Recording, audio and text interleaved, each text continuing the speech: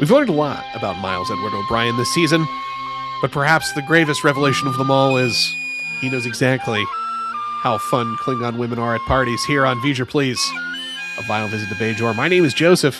I'm your co-host, Peter. Peter, we don't have any witticism to introduce yourself with this week. Is the episode I got too other serious? stuff I want to talk about, man. Okay. I saw Spider-Man. Did you see that yet? Did you watch Widow's Bay yet? No. There was a firm promise you gave that you would watch it, and right now you're in violation of that promise. So. I am. I completely admit that I am. I even thought, like, when I woke up this morning, like, do I try to jam this in before we record just to say? The correct answer would have been yes. Absolutely. Okay. All right. I deserve that. I watched Spider-Man, and I saw it in the theater, and I paid the extra money for the ticket. It's crazy what the box office is doing on that thing. I think it's past $1 billion at this point. Already, by a lot. So take a lot of our criticism of Western media and whatever, and it has to be the creator's hand on the wheel because people who inherit things can't. Spider-Man just continues to defy. My thoughts on the Spider-Man movie: it was a great movie. It was way too long. I can't give you any memorable scenes out of it somehow. And I think that's all because the problem with I don't even know what this one's called. The Brand New Day is that the last one with the other two Spider-Men was too good and set the bar too high and had too much great comic book in it. Every scene in that last one was a banger. You had three main characters that were just incredibly interesting to pay attention to. You had all these high stakes moments of heroism and iconic, when Garfield grabs MJ before she splats, like Gwen, like just these emotional peaks. And this movie, it's too real. And it's like another Marvel movie where the bad guy is essentially depression. Like chalk the Thunderbolts up in there too. And like, you got to give me, but at the same time, it's also like incredibly comic book. Like the amount of time that he is just with his mask on talking to people, like it's appropriate for the comic books, right? Mm-hmm. And no star wants to have the mask on, then want you to see their face. So very interesting movie, worth seeing in the theaters, but there's entire plot lines I think they could have cut off that thing just to bring the runtime down. I have not seen it. I'm more interested in seeing it than I thought it would be. Not merely because it's proven to be quite the box office smash, but what bits I've been able to harvest before they get like deleted from the internet that people have captured does convey that like Tom Holland definitely knows how to play the character quite well. And that's like the number one thing people walk away from it to say, boy, he's Spider-Man. All right. Like he did it. It's Tony Stark and Robert Downey Jr. Right. That's it. And it's Christian Bale and Bruce Wayne. Like the trick is to make the human, not superhero part someone you can still watch on screen and enjoy yourself. Robert Downey Jr. does it with a humor. And we're able to get Peter Parker here as a sympathetic figure. But the other take, and you can tell me how true this is that really the entire movie is about, male loneliness. And through that story, Peter is not diminished. He is in fact lifted up quite significantly. That his actions are extraordinarily heroic because they are deeply self-sacrificing and he's still doing it. Which I think that's been an aspect that hero movies as a genre, when they are successful, have perfectly been able to capture. Like I think of Captain America Winter Soldier a lot. And like how that story is really about Cap being that figure and his somewhat discomfort with it.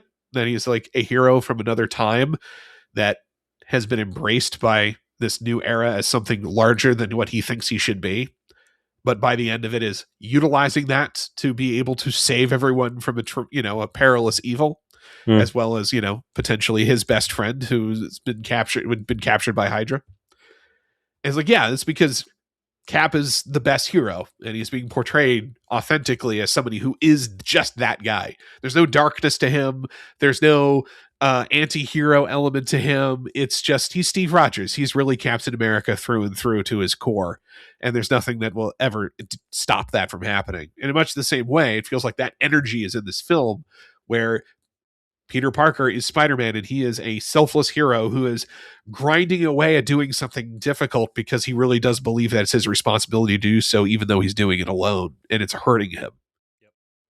And it's like, well, yeah, I think everybody who I'll sees get you $1 billion, I guess. It's absolutely worth seeing. It's not something I would rush out to see again, right? And that's kind of like a lot of these, like Seth, like, yeah, there's a couple supervillains in it, but not enough, in my opinion, for the amount of time that you spend in the movie theater seat. Interesting, and also it's Marvel Disney having to negotiate the stuff with Sony and how that works out. And it's just funny to see, hey, here's a Spider-Man movie that just soars over all of the other superhero flops that have been out there recently. Speaking of flops. Go on. I see a lot of stuff in the comments section and on Discord and people who are coming into our podcast. And I watched all your Voyager and I'm caught up on Deep Space Nine. It's so hard now for me to wait for the next episode of Deep Space Nine to come out. I wish I hadn't burned through the content that fast. Don't sleep on Enterprise. And I'm telling you this as one of the 16 people on Earth who have watched all 4 seasons of Star Trek Enterprise. I didn't watch it when it came out. I also didn't watch Deep Space Nine, so maybe my judgment's not great on that. But if you're looking for stuff to listen to in the car, I'm not saying go watch Enterprise. I mean, I'm saying go watch Enterprise. Like, it does become worth your time.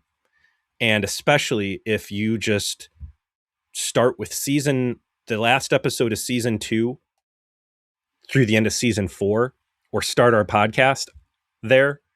If you want the low hanging fruit, like this episode was crappy and we're going to have a lot of laughs. And also there's plenty of that in season 1 and 2. If you want to hear Peter and I, especially season 2, which was dog shit through and through, minus like 4 episodes. Yeah. If you want to see us just kick something in the dick over and over again, season 2 absolutely ask for it. And there's good episodes here and there. There's 4 exactly, I think. If I remember listening to the rip that we did for season 2 somewhat recently after you brought this to my attention, and like, oh yeah, there was exactly 4 episodes that were good, and then it was our big debate was what was actually the worst 3, which was very difficult. That's a good rip to listen to, and those rips are sometimes also a great way to like tell like what podcasts are worth going back and listening to again. But starting in season 3 forward, Manny Koto gets in, who's no longer with us. And he is handed a big steaming plate of shit and no money to tell the stories that need to be told. And the guy spins that shit into some legit gold. And there's stuff that happens in Enterprise that is so good for world building in Trek as a whole. And really compelling storytelling. Season 3 has this great linear plot that pushes this big payoff finale of saving Earth from this attack by the Xindi. Season 4 is a collection of stories essentially that touch the major points that are really what the promise of Enterprise was supposed to be, minus digging too deep into, or digging at all into the Romulan War. And stuff like Cold Station 12 was what, a 2-parter or a 3-parter on the TV show? We did that episode in like 2 or 3 the episodes of our show. I forget. It was a 2-parter at least, and we turned it into like 5. Yeah, well, what happened was there was 3 episodes that had to do with the augments, and I feel like we did like 6 podcasts between those 3 episodes divided up.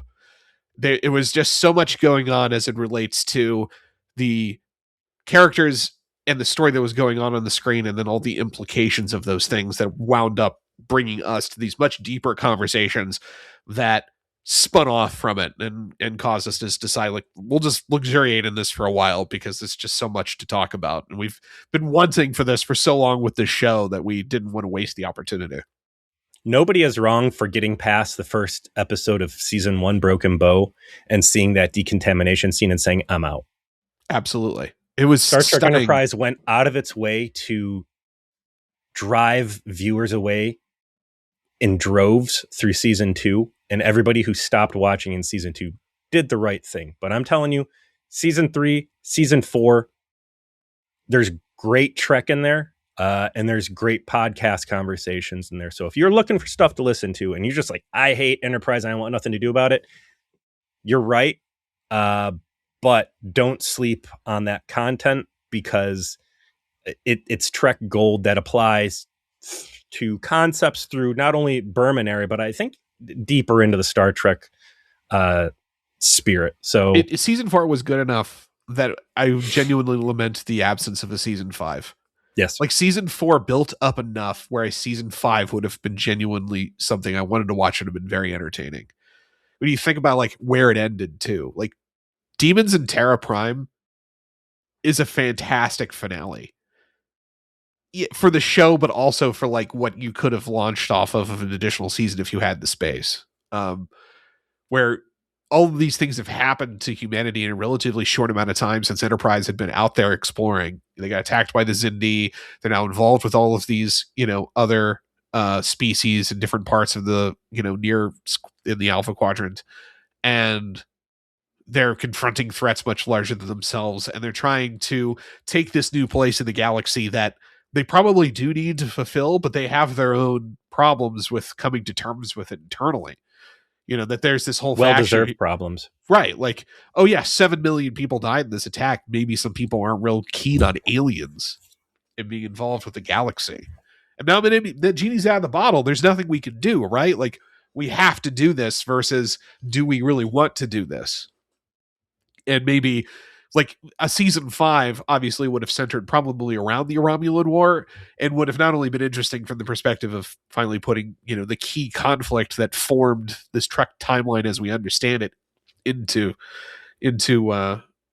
film, but I think more importantly would have shown finally how the version of humanity that emerges as the leaders of the Federation is actually born, because it's still working itself out at the end of season 4.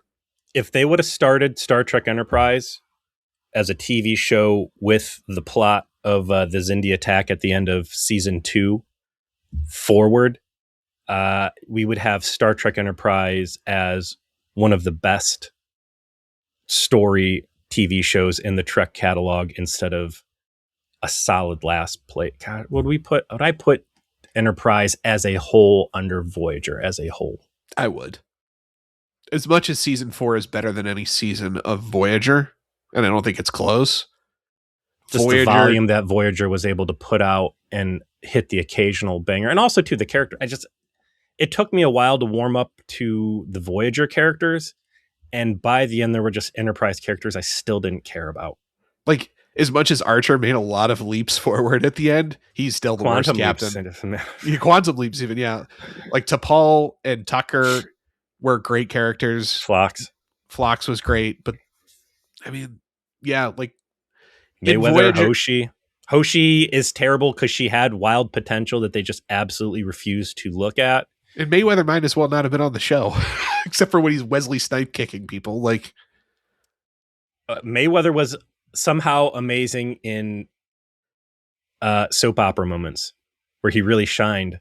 And then you had the fucking security guy was just miserable every time. Malcolm Reed, that was his name. British man who can't hold gun. Mm-hmm. I mean, just possibly the most unlikable turd you've ever seen. I'd take Mayweather over Reed any day. Yeah, absolutely, 100%. All right. Well, so yes, go listen to our Enterprise episodes. That's quite interesting. Watch the show from end of season 2 onward. But we're at peak, Peter. We're still experiencing peak. What was the peak we experienced this week? Deep Space Nine, Season 4, Episode 23, To the Death. Written by Ira Stephen Bear, Robert Hewitt Wolf. These are big names. This is the showrunners, for all intents and purposes. I mean, Ronald Moore's not in here, obviously. But these are guys who know everything about what the show is trying to be and where they want the show to go and what pieces need to be in place to tell those stories. Directed by LeVar Burton. In-universe date 2372. Got a star date for a change. Mm-hmm. for 49904.2. we've had a couple episodes of Deep Space Nine now that go back and touch stuff from an earlier Trek property. Hey, here's Klingon stories from original series. Here's whatever the skeleton of this plot hanging on being the Iconian gateways. This TNG episode, I thought was really fun. It was a great use of an old concept that makes sense, because the entire setup of the Iconians is that they had this vast empire as a consequence of these gateways. So why the fuck wouldn't there be one in the Gamma Quadrant? Right? Of course there would. They were everywhere. Hundreds of thousands of years ago, so you would expect them all to be gone. But if, the remnants of one that's still operational is going to be found, it could be found anywhere in the galaxy. It's a great way to have I don't say fringe sci-fi, because it's not really that crazy, but it's definitely more of an 80s coded TV show sci-fi element, right? Oh, of course. It coming from early TNG. And them to be able to take that toy out of the box and be like, what a great device to drive a story if you put it potentially in the hands of the Dominion, and the worst presentation of the Dominion possible, Rogue Jemadar. And this ties into the episode with Bashir and O'Brien earlier here, where Bashir's trying to cure the addiction to Ketracel White. And there's a lot of debate of what would the Jemadar look like without the chains of the founders wrapped around their throat. And I think this does a nice job of kind of vindicating O'Brien. Yes, it does. And his act. Like, you can't say because Ketracel White is present through all of this, seemingly. Or maybe it's not. I don't know. I mean, that's something we can talk about once we get deeper I think into the white actually shows up at exactly the right times to remind you of how important it is. Well, I'm saying, is the white present in the rebellion? Oh, like, do they have it? Is access to it part of why they're doing it? All of that. Or lack of access, and have these guys shrug the chains off? Yeah, the episode does not discuss the white as it relates to the rebels. We can make our own assumptions as it relates to this. To me, I mean, this episode is just jam-packed with great scenes and great moments. This is a fantastic, here's Benjamin Sisko as a military leader entry as we try to kind of build out this, what is season 4? It's trying to build out this concept that the Starfleet is a military organization and it has to behave more like one. Sometimes we address that explicitly. Sometimes it's just through implication of like the characters are acting that way now, whether they've been told to or whether they understanding that they need to, you still see it. And this is all about Sisko taking command of a military operation on a military vessel in a contentious military circumstance and having to deliver on an outcome that is violent. Like, there's no negotiating here. We are blowing shit up and killing people today. We are with a whole band of other killers who are more psychotic about it than anyone we've ever met, and I've got to make this work. Every single scene in this episode has a lot of purpose behind it. Even the stuff that's like kind of light and comedic in the mess hall is made to contrast something very dark also happening on screen. And it kind of gives you also like separates like the Jem'Hadar from the Federation people and kind of really emphasizes the difference and how the Federation characters are all kind of talking about this stuff and parsing through these cultural revelations they're coming to. It's there's again, there's a purposefulness to it. Also, this is an episode where body count is a huge factor. Like, we'll get to it pretty quick, but when they open and they come to Deep Space Nine, it's been fucked up, and you hear how many people have died. 18 dead, 31 missing, and then over 100 wounded. Like, have we ever heard like a body count hit like that since like the Borg, the Odyssey? Yeah, the Odyssey blowing up, sure, yeah, like that cost everyone there. But in terms of like a quick hit where it's just like a piece of the station's been blown apart, that's a lot of people. It caught them. They're soft. I want to talk about the Jem'Hadar real quick because I see this thing happening and I want us to have visibility on it. Our first introduction to the Jem'Hadar is they destroy New Bajor, right? Correct. We don't see it happen, but we see the effect of what happened. And then they take out the Odyssey, and I feel like it's classic TV anime bad guy shit of here's the new bad guy, and oh my god, look how badass they are. They beat the Enterprise. There's nothing these guys say. This is an alpha level threat. These guys might be worse than the Borg. And since then, it's been the writer room or the production team. Every time these guys come back, we gotta turn their settings down a click or two because we have made them too dangerous up front to the point where they're an unrealistic foe. And part of it could be like, all right, well, they had shock and awe, and you saw the absolute pristine presentation of them as a war propaganda would show them. And the truth is going to be that, nothing's ever as good as the bad guy wants you to think it is. Like his sword's never as sharp as he's telling you it is. Right. And also the Odyssey. The Odyssey was caught unprepared, right? They weren't expecting to have to fight a battle of survival on the edge of the wormhole. Perhaps if there was a better understanding of what they're getting themselves into, the Odyssey may have never been actually destroyed. No. I think that all of our conversations there were that the writers gave us exactly what they wanted, was to say the best Starfleet has is not enough, and this would have been Picard, I agree with that, and it would have been Picard fully prepared. What I am saying is I'm completely agreeing with that take. I'm not saying like anyone made a mistake. What I'm saying is in the time since then, right? Because that was at the end of season 2. There's probably already been a reassessment of how, okay, we need to change. They were going into posture. They weren't going into fight. They found themselves in a fight unexpectedly with an enemy they didn't understand and got caught out, right? And it cost them a lot. That I think when you look at the conflict that way, it still makes the Jem'Hadar being a little bit dialed down make sense, because that was them really catching the Federation off guard. And that's why they were able to get a big scalp out of it. And in reality, this is going to be more of a fight because the Jem'Hadar, like you said, they're not necessarily the perfect controlled super soldiers that they've been portrayed to be. There's more nuance to it. And second, the Federation is not as helpless as they've been portrayed as being. I don't know, man. This is a great follow-up episode to Quark finding the Jem'Hadar birthing chamber baby and Odo trying to mentor it. Yeah. And us seeing just how deeply fucked the Jem'Hadar are and how ruthless the founders are, the changelings are to do this to another species. Also, what absolute badasses they are, where whatever that baby's name was, just creaming everything in Worf's training programs, right? Correct. And now I'm being presented with a garrison of Jem'Hadar who know that their guns don't work.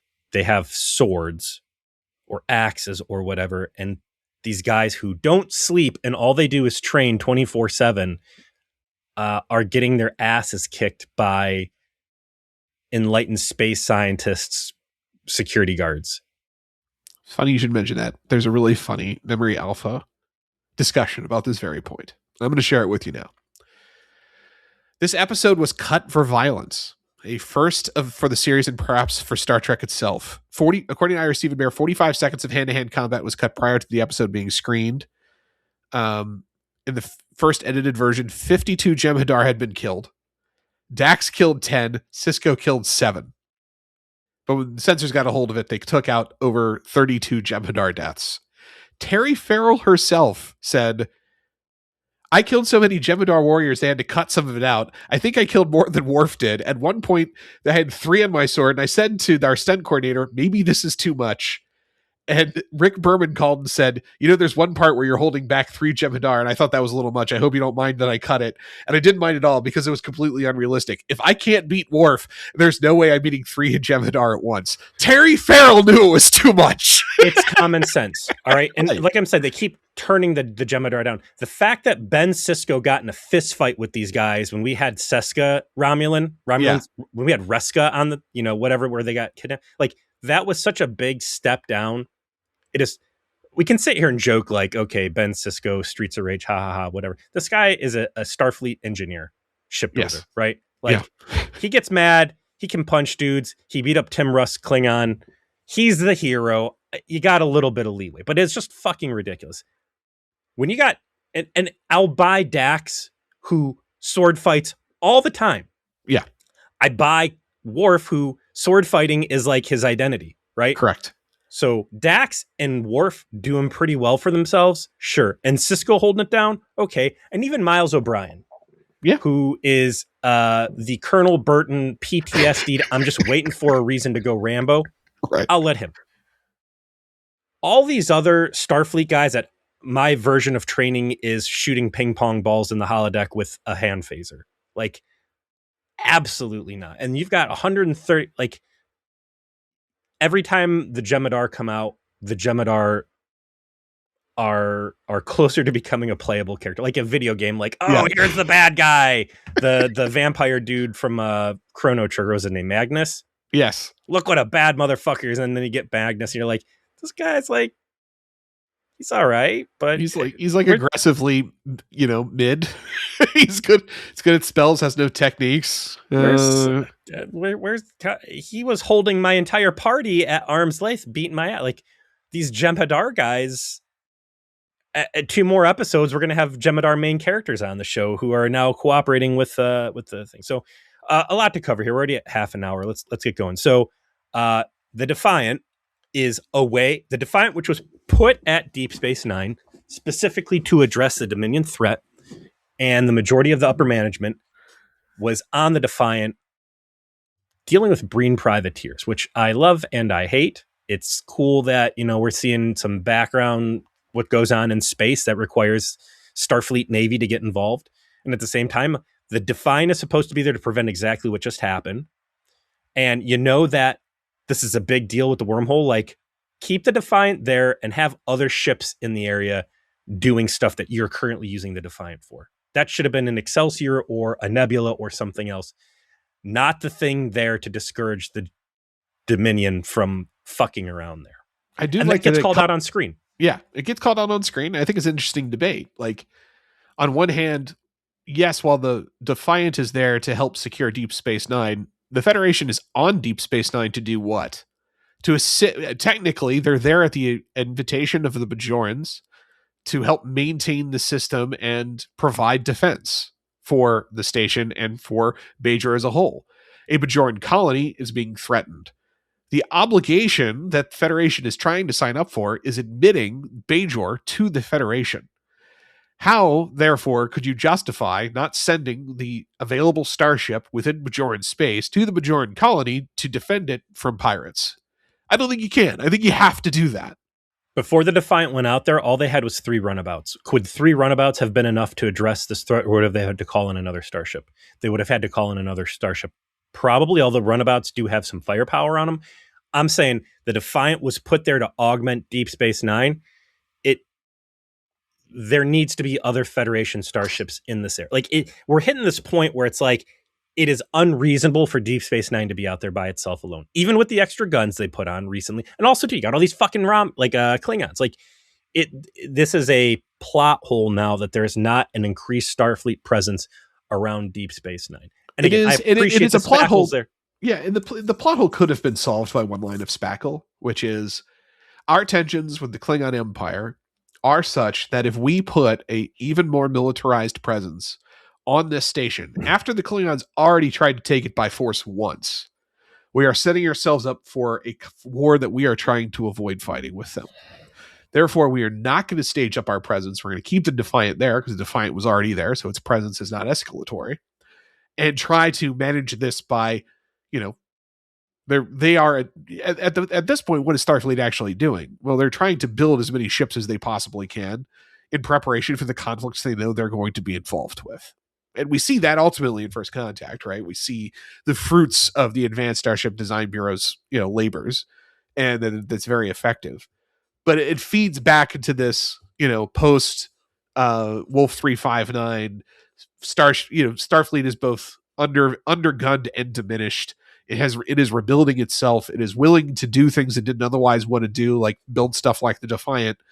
And it's not necessarily wanting to put its resources in this very tenuous part of space where they could be exposed any more than they already have, and B, could be a diplomatic issue.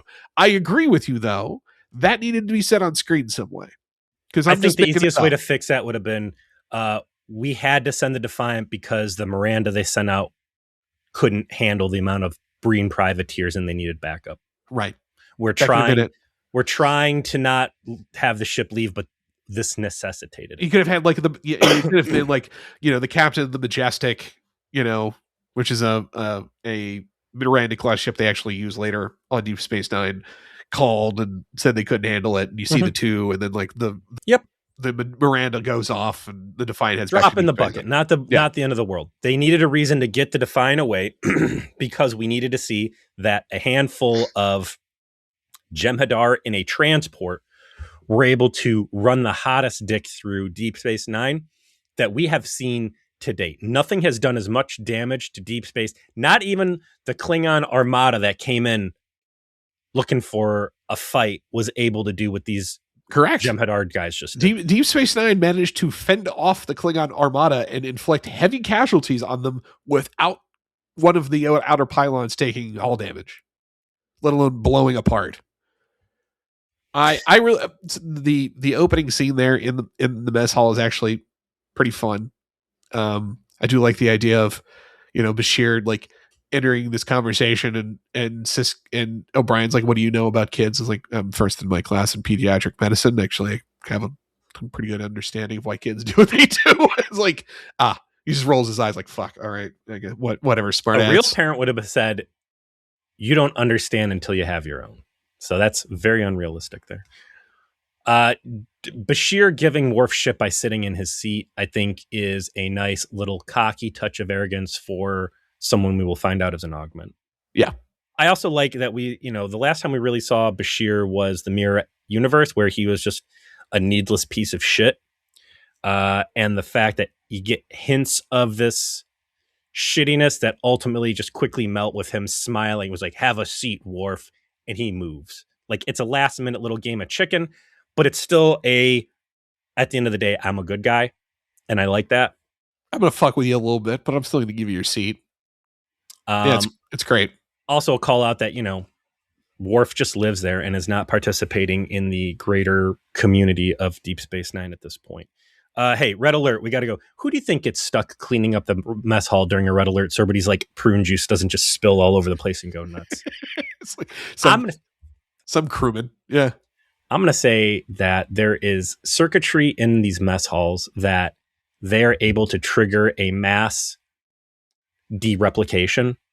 So if there's a food fight or, the thing gets rocked during meals and there's just mashed potatoes and spaghetti all over the place, they just hit a button and it's like the holodeck, everything just disappears. Well, I mean, that makes sense as a revelation for janitorial services in the 24th century, right? Like, who wants to deal with that? We've got too much to do around here. Maybe there's super good floating Roombas that go in and clean it all up. I don't know. I think you got some fun options there that Lower Decks could have explored with a animation special effects budget.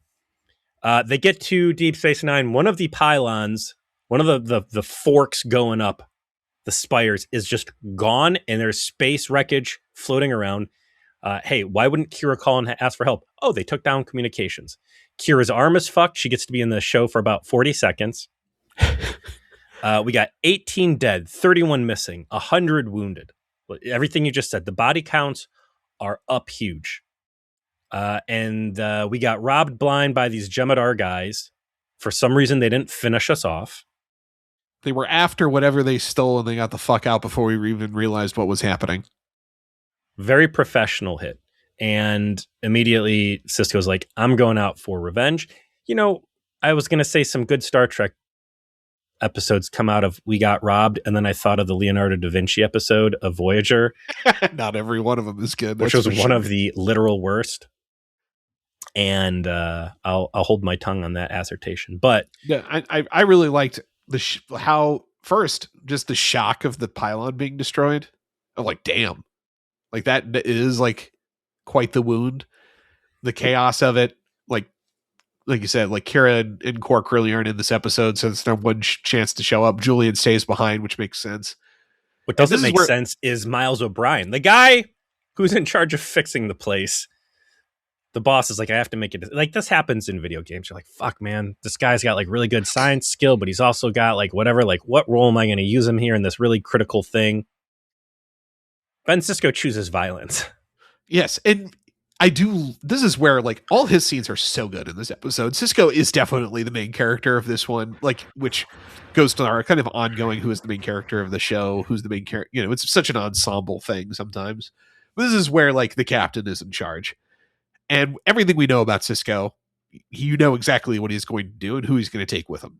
Violence. I will take all of my top tier violence people, and I'm Minus also Kira Nerys. minus Kira because someone's got to be in charge, right? I got to leave my, the Bajoran in charge of the Bajoran space station. I leave Julian here to tend to the wounded. Great. Odo, you're coming with me. We're fucking with the Jem'Hadar, and I feel like you're going to be useful. Let's go. No debate. Like, yep, all right. No, that makes sense. Let's go. I love one of their Quark's scene gods. too. It's like, I'm worried about my brother. He's in maintenance now, and the last I heard, he was working in this area. Like, great continuity. Yeah. That's the kind of continuity I would have harped on so heavily in Voyager, and that is just the basic expectation here. I see it. I love it. I'm bringing it to people's attention. Everybody get on the Defiant. We are out of here. We're not even getting on the fucking turbolift to get back. We are emergency transporting over there, and we are hitting the fucking road. They roll out, and Dax is having some difficulty tracking the ship. They're on it. They have the conversation we talked about of would it have been more appropriate for the Defiant to have been around defending Deep Space Nine. Worf points out like a siege mentality is where you die, right? If you just enter a defensive crouch, then you've already lost the war because if you have this is a theory of war that they don't go into depth here in this specific conversation, but like if you're against a foe who's intractable, who's going to do anything to kill you, and you are defensive, you will lose. You will. You have to be willing to take risks to try and counter and defeat aggression before it reaches your walls. Because if that's it, if you think you're just going to win a battle of attrition, I don't think that's going to happen here. Not against these guys. I think Worf's correct. That said, I'm glad the conversation's happening, and that O'Brien is the one who's like, well, fuck you, my kids are there. I wouldn't say that to the people who just got hammered by these guys. Yeah. I love this on-screen accountability for things that you and I discuss, right? And these are things that I was already talking about when before they even got to that, things I'm taking notes on. There is a very important dynamic that we get a lot in Deep Space Nine, which is dissenting middle management opinion and commentary. And it does so much for, it's not slice of life, but it is character development. It is social commentary. It is the most basic form of world building. And it's so important in legitimizing science fiction and Star Trek. And it's things that you didn't really see frequently in Next Gen. And when they did happen in Voyager, it was always a setup where here's the smart people talking, and here's Tom Paris saying something stupid so the smart people could explain things, saying something stupid and disagreeing so the smart people could talk to the audience and technobabble them. Yeah, it's grounded, I think is the word to use. When you're having your main characters discuss what is the role of this very clearly I mean, the Defiant itself is actually kind of an interesting setting for this episode because the cramped hallways, the limited space, it feels small and like a battle vessel more as a consequence of what they're doing with it in this episode. And you're all sitting around having this conversation about like what are our tactics really supposed to be as it relates to defense versus our obligations to counter threats in other parts of of space. You don't need to do this, right? Like is the episode really need this conversation? No, but the writers have the foresight to know that I am drawn into what's happening. I am grounded in the reality of the show I am watching when you do this, because the characters are treating the setting as if it's real. So I can treat it like it's real because you're having a conversation real people would have. And when you look at when, New Trek attempted to, assert itself, it just was never able to do anything like this. There's no conversations about grounded conversations about use of force in Discovery. It's not even trying to do that. You are also moving a lot of furniture in the house to redecorate things, right? You are moving an entire genre to a different place in the same room, but it is going to look very different. Yeah. And the way that you do that, the right method, is to move things. Sometimes there's significant moves, like the Klingons turning on the Federation, or that alliance falling apart. That was huge, but that was done with the stage set and like a lot of logic and things just clicking and working right. Moving the Federation from a post-scarcity utopia of enlightened scientists to Starfleet wartime, you got a lot of small conversations happening repeatedly. You got Sisko talking to his dad about blood tests and Starfleet security in the streets. You got O'Brien and Eddington and Worf discussing the Maquis and what is rebellion honorable? Do we have sympathy for these people who are fighting oppression? You've got little conversations here with Worf and O'Brien and Dax about, should the Defiant have stayed docked, or should we still be taking a proactive stance in policing the galaxy around us?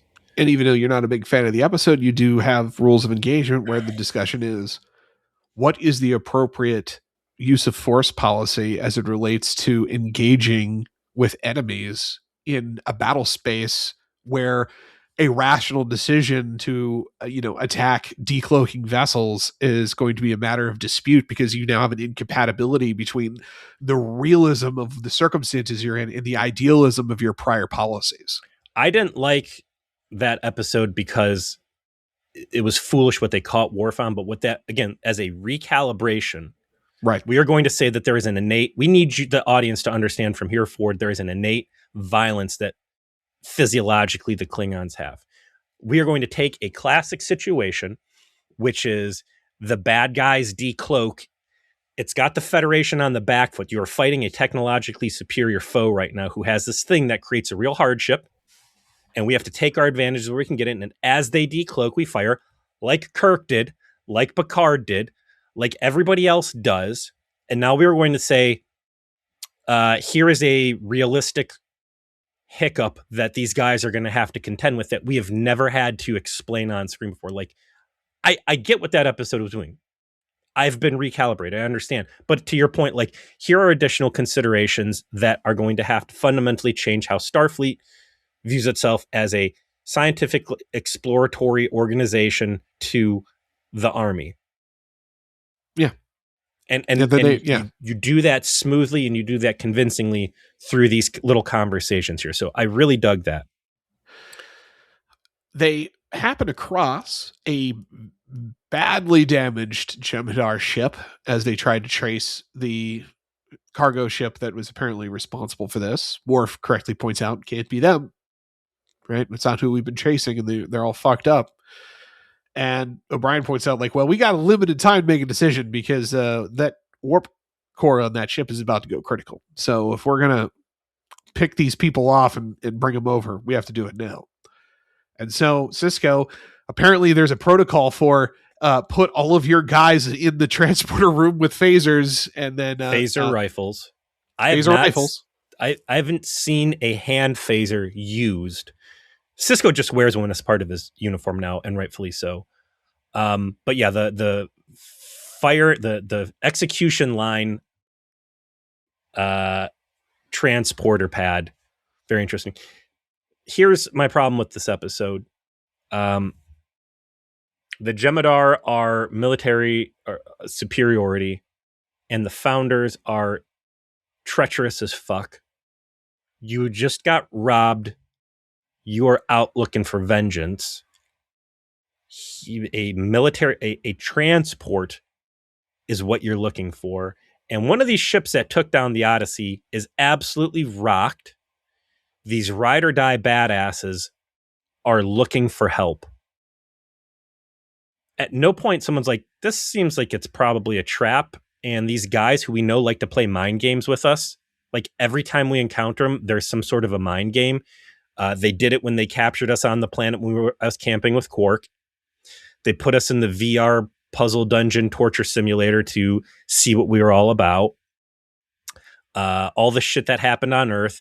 Debbie Dopapopoulos jerking Odo around. What other clear examples of this do we have where it's like when you bring these guys into your life, it is never at face value. And like through the whole time I'm watching this, I'm like, this is just Weyoun profiling these guys. Like this is more war market research. Another Like, spot where like a line could have maybe addressed your concern, but you're right? Like the thing the Dominion is best at is mind games. They managed to get the entire Tal Shiar and Obsidian Order to essentially kill themselves in a suicide run by feeding them false intelligence, right? Like these guys are good at messing with people. You should have every right to believe that these guys are a setup. I think maybe they mentioned in a passing line of dialogue that it could be, but they don't address some kind of evidence that they have to say that it can't be. They try to do that with Worf saying that's not the ship we're looking for. So clearly these guys have been attacked by the same people to try and like bridge that gap, but it's not enough because it's not acknowledging what's happened before. the only, and I hate to nitpick this because this is a great episode, but like the But way that I what think are you going to do when you're us? You got to nitpick these things, man. You can't just glaze it. I mean, the reason to pick these guys up, and it goes back to what you're talking about with you can't shoot at decloaking ships before you confirm. We are still Starfleet officers. They still do have a distress beacon up. That is life. Yep. And I am not willing to let these people die.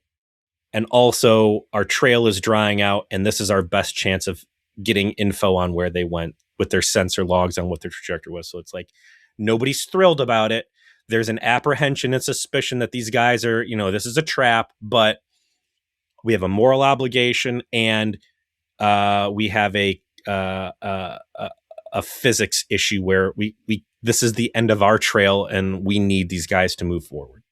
Right. And maybe the episode's too tightly packed to fit in too much more content to that end. So, what little is here is attempting to build that bridge because you got other shit to get to. That's also a reality that of production.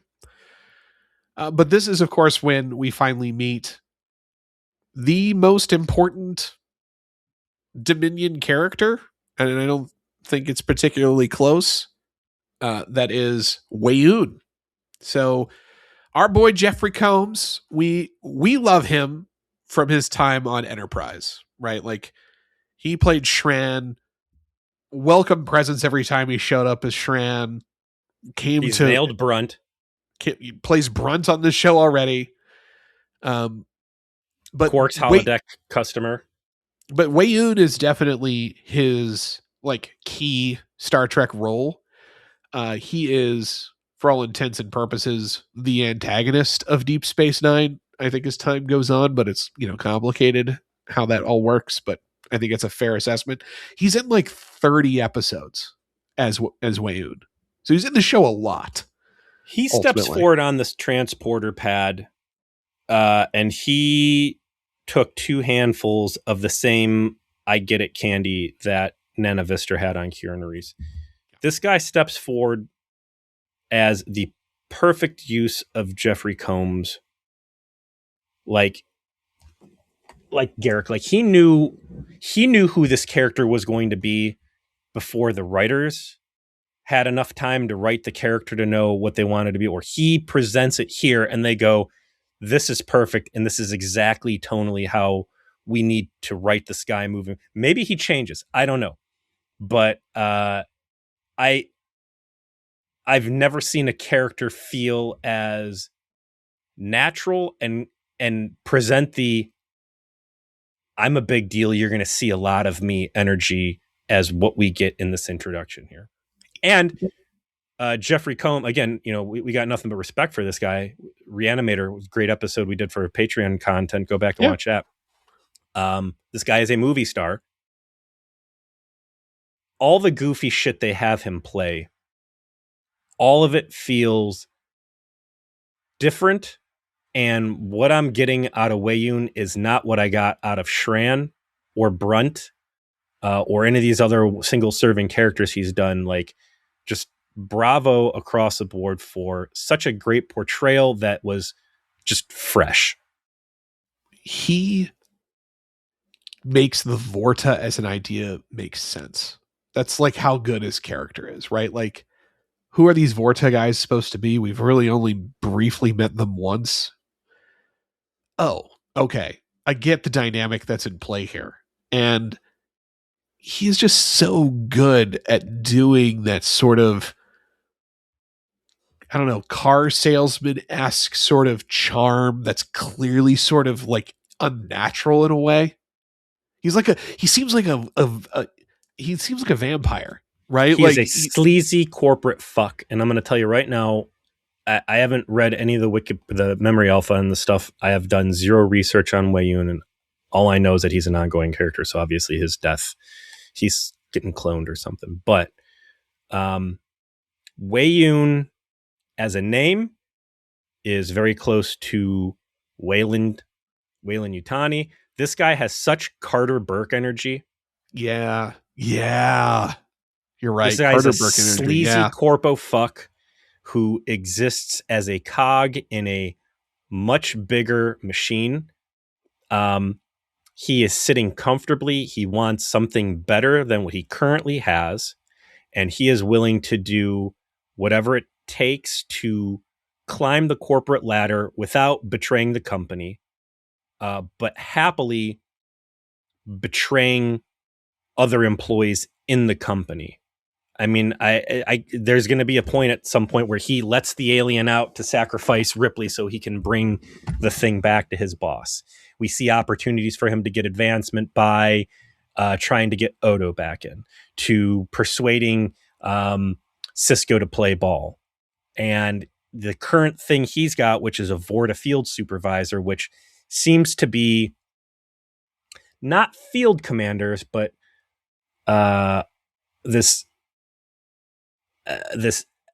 adjacent control, this third-party control to the Jem'Hadar fighting units that is in charge of the Ketracel White. So clearly, he is a quality control loyalty supervisor. And also, too, you've got a bunch of fucking jarhead grunts that are bred to only have a kill setting. You might need something with some finesse here and there. Wouldn't it be great to have this guy when there does need to be some sort of slimy diplomacy? And again, I love the Combine, the Half-Life Combine vibe of the Dominion, that this is a multi-species, fascist, vertically integrated, what do you mean? Conscripted thing where, like, the Vorta have you have been designated to be this. Your species exists to facilitate this. Yeah, like the Vorta through Weyoun feel unnaturally made. His skin is off. He doesn't blink. He's clear, like the way that he talks about, what he's learned and how he operates. It lends to the idea, like, just like the Jem'Hadar have been bred to be kill monsters, to exert the founder's will, so have the Vorta been made for the purpose of being the face, right? Like, we know enough about solids that we have to have someone out there to talk and to schmooze and to relate. We refuse to communicate with our own member states. We have, people who are the spice wine sales guys that James Cromwell defected and was talking to the Federation. Yeah, I don't forget their names, but yeah, I know what you mean. They communicate with the Dominion through using an answering machine planet, right? Right. Occasionally, the founders need to explain things or whatever. So like, yes, having your sleazy, not middle managers, but like your PR guy, like it's a PR cast or whatever. We're at an hour now. Do you want to go 2 episodes on this or Yeah, try we'll to go knock 2 episodes on it, but I want to go a little deeper before we call it. But yeah, this is 2 episodes worthy. So absolutely. If we know the Jem'Hadar have been fucked with at a genetic level, absolutely these guys have probably been, again, that was Half-Life, Mass Effect. You know, these are IPs that I love. It's great science fiction. They're great video games. And absolutely the guys watching that stuff or making that stuff were watching these TV shows. Like, I don't think there's any carte blanche, like stealing.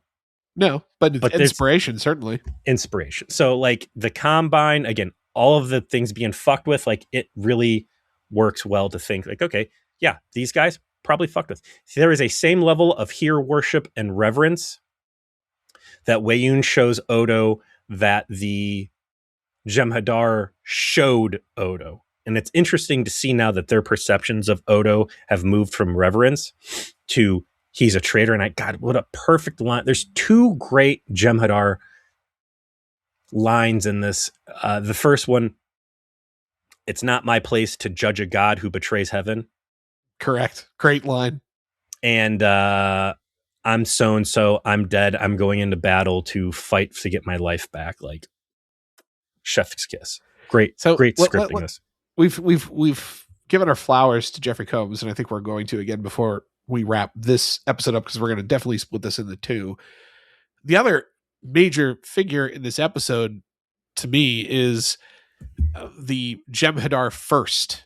So we haven't had too much experience with this yet, aside from the episode earlier this season, of course, when Julian and O'Brien, as we referenced, get kind of stuck with a bunch of Jem'Hadar trying to break their addiction to the white. I can't pronounce Jem'Hadar names to save my life. Ometeklan, I think, is how it's pronounced, but he's the first here. He's played by Clarence Williams III, who he's one of these actors that have like did a lot of blaxploitation stuff. So I'm gonna get you, sucker. 52 pickup. He was in the Purple Rain movie. He was also one of the main characters on the Mod Squad. He was the dude with the afro in the Mod Squad, and he absolutely sells this guy through the makeup. Absolutely fantastic work on this dude throughout this entire episode, both in how he shows his like deep contempt for Weyoun, how he really manages to like characterize Jem'Hadar who aren't rebels, right? Because we haven't really had much time with Jem'Hadar who aren't aberrant in some way.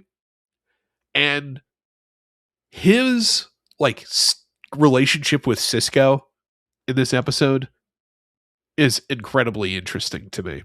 In showing the Jem'Hadar, while they're psychotic monsters who want to murder everyone, aren't without like the ability to have regard or sympathy or respect. They're not machines. They can make choices. They can like people. They can compliment people. Like it's there's more depth to them than we've seen. 2 things before. happen with the Jem'Hadar. There's genetic programming. There's addiction. And these are physiological demands on them that they are contending with. And then there's also a highly regimented life. There is lanes that they're being put in. So like, yeah, like there are things that I have no option because genetically that's who I am.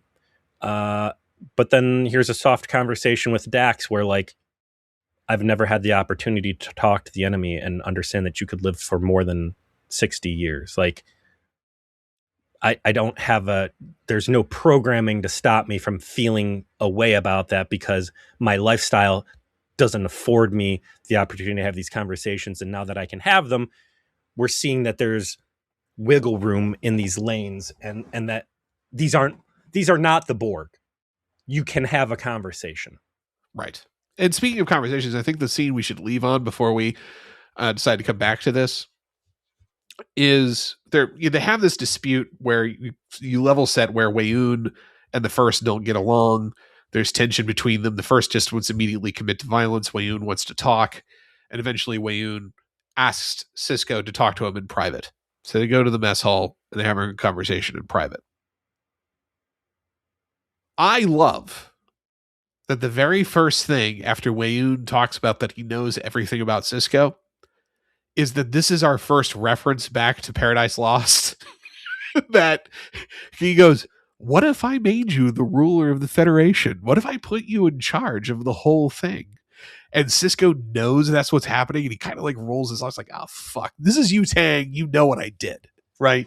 This is you saying, you know all about the fucking antics I got up to on Earth, and that I rejected the opportunity for power, that I'd actively worked against it, and you are actually making a joke about my integrity to me to introduce yourself to me. And it actually disarms him because he stops pointing his gun at him. I didn't read that as a joke. And Weyoun laughs in the aftermath, like, yeah, just kidding, you know? This is just I think a joke. that's him appealing to a very real power play and saying that if you cooperate with us, you can be our Dr. Breen, and you can shepherd the Federation and Starfleet through a very dangerous circumstance where you come out kind of resembling what you are today and just part of us, and there's a place for you. You know, and as I'm watching Invincible in the background, I'm in season 2 of Invincible now, like the Vitramites want Earth in the Empire, and it's like, all right, you're offering the cure of cancer and like the you know, this plenty, this world of plenty, like what are the downsides? Just real quick, like someone tell me, like, what happens if we take this place in the Vitramite Empire? Is it going to be like shitty, or do we just have to give up our local politicians and trust in a third party organization? I think it's a joke because he already knows it's not going to work, because the very first piece of dialogue is, I know everything's about you that you don't even know about yourself. He's excited to meet him, right? So if he knows everything there is to know about Sisko, then he knows Sisko just recently got done thwarting a coup on Earth. Because we know the changelings know that because they showed up to taunt him over it. So to me, it's him knowing that Sisko's going to say no. And that's the joke, to say, you're incorruptible. I already know that. That's why I'm going to like do the like, oh, I can make you in charge. Sisko's going to roll his eyes and be like, yeah, no, that's not me. You don't know me that well. He's like, I know. I think there's certain plays that like these guys are trained. Like this is the procedures. You have to go through the rules. You might not believe in what you're doing, but there's still an obligation to do it. Like when he's handing out the Ketracel White and gives the pep talk, the honor, whatever. That's why I'm saying, like, this Carter Perk guy, he is a corporate apparatus. He goes through the motions, even if his heart's not in it, but he is still following protocol. I love all of the affirmation of suspicions we had earlier. Your memory engrams are required consumption of all Vorta field supervisors. When we had you in the VR puzzle dungeon, after we captured the Defiant, and we were like, you know, stress testing things, how you like, we were actively mapping your brain, dude. I've seen your file. We all know it. You're a big fucking deal. I know shit about you. You don't know. Like, I love that. Yeah. I love the conundrum for Sisko to have to deal with enemies that basically have read his programming, like know his BIOS settings. And that's why I think it lends to the idea that he knew that that was his way of disarming Sisko, because he knows him well enough to know, I'm going to joke about you claiming ultimate power, knowing this isn't something you're interested in. It's like intrinsically, I know everything there is to know about you because we've already acquired that information. But the conversation, I think, then takes the turn of, it's interesting what Weyoun chooses to disclose.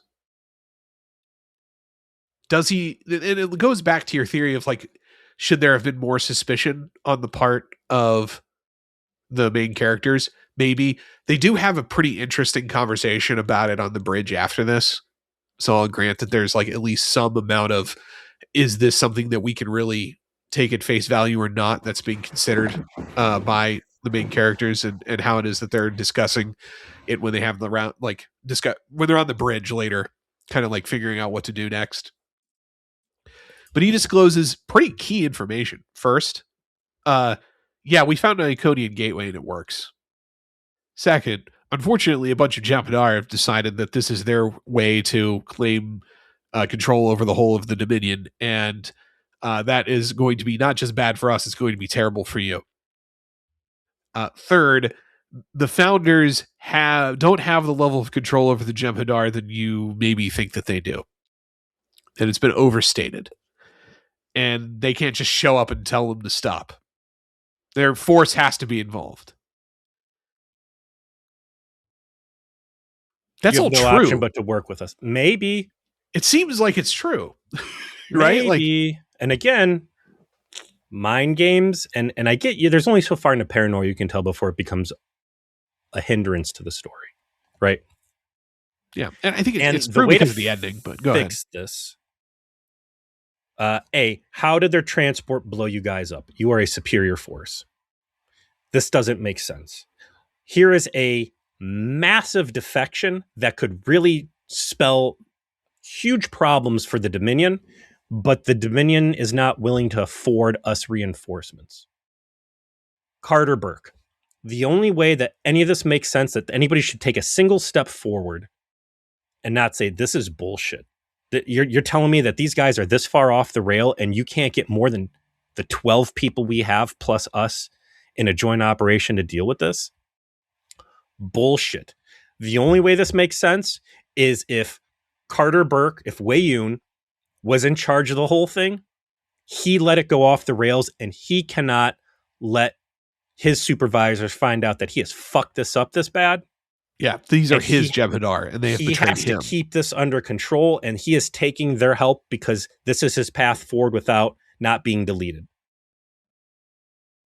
Because none of this has any credibility as the alpha threat. It is strong enough to make Sisko work with these guys and be in proximity, let them on his ship where they can just take over and fuck them up. And like, this is such a bad, like Scorpion level bad deal here. But the threat of these Jem'Hadar using the Iconian Gateway, bringing more people in the rebellion and hurting the entire, like, again, the Borg threat, right? Or the Species 8-5, whatever. Like T472, yeah. Carter Burke needs to be in an oh shit triage. I need to hide all of this. Yeah, instead, all he says is we don't have the time because they're going to get the gateway activated, so we just have to go do it now. So we don't really have the capacity to scramble a bunch of battleships here because by the time they show up, it's going to be too late. Which works well enough, but I think it would have. I think your change to it would have made it work better. That this is Weyoun's fuck up, and he's trying to fix it without his bosses finding out, and him utilizing the Federation to do that suddenly makes a lot of sense. While also being like, okay, cool, I can also get like intel data on these guys. Right. Like, this is not in Odo expressly forbidden. Like, there's great opportunity for me to do stuff and also not get in more trouble. Because the fact I know he's coming, he gets killed, but he comes back. Like, this is a whipping boy. And Odo's presence, I think, also helps explain it too. Like, one of the founders is literally here. Mm-hmm. His story is so well known that a random Vorta, have like pre-programmed a message to give him from his people. Yep. You know, that I have like that suddenly makes his willingness to cooperate make a lot more sense because like, oh, one of the gods are here, and that means these people are ultimately untouchable. You know, kinda. Like, yeah. And so they do enough, and as we'll talk about, I guess, in our next episode, they do enough during the episode itself to kind of convey all of these things as time goes on. So him disclosing with these things that are true, he kind of has to if he's going to get their help. Yep. And it's fait accompli at this point. And, it plays into what Sisko wants to hear, right? To get him to accept, which if he knows everything about him, that's a pretty good play. Yep. So we'll pick up our conversation here about To the Death next week. Talk about Brian Thompson, the other name we didn't mention. Brian Thompson plays who? He is the Jem'Hadar that shoves Worf and gets his neck broken. Oh, the second. He's the second. Mm-hmm. Oh, that's a big Trek guy. I mean, the last time we saw him, he was a rodeo bondage clown. So we will talk about rodeo bondage clowns as much as you could possibly imagine here next week on V'ger Please, and we'll see you then.